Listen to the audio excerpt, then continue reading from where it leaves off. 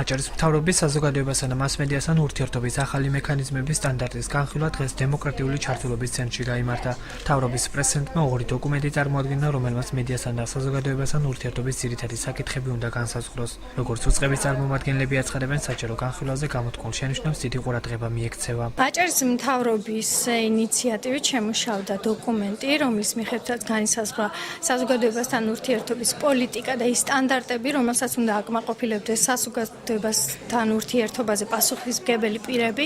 საჭიროება გაჩნდა იქიდან გამომდინარე, რომ ჩვენ ფიქრობთ, საზოგადოებასთან ურთიერთობა, მათთან ეფექტური კომუნიკაცია არ უნდა იყოს დამოკიდებული პიროვნებებზე, არამედ სისტემა უნდა მუშაობდეს გამართულად. დღეს მოხდა ამ დოკუმენტის გაცნობა, განხილვა თქვენთან და მე დარწმუნებული ვარ, რომ აჭარის მთავრობის საზოგადოებასთან ურთიერთობის დეპარტამენტი ძალიან ყურადღებით მოეკიდება იმ რეკომენდაციებს, რომელიც იქნა დღეს გათქმული.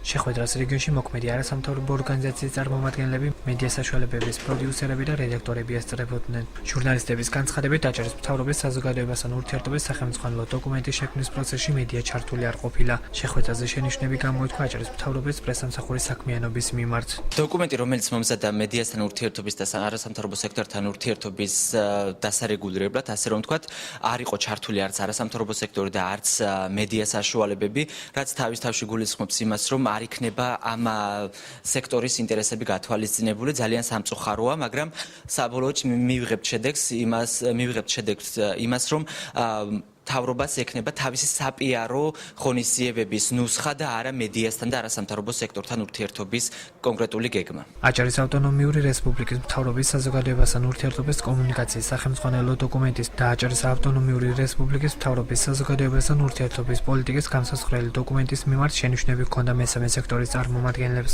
სამოქალაქო საზოგადოების ინსტიტუტის წარმომადგენლის განცხადებით, მექანიზმი სუსტია და ის მაღალმთიანი აჭარის მოსახლეობისთვის ნაკლებად იქნება ხელმისაწვდომი.